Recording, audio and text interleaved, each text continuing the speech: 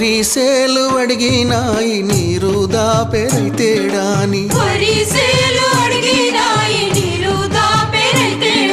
పత్తి సేలు అడిగినాయి నెత్తురు జల్లెరైతేడాని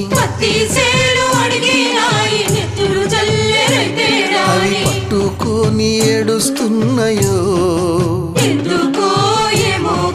తుల్లి తుల్లి ఏడుస్తున్నాయో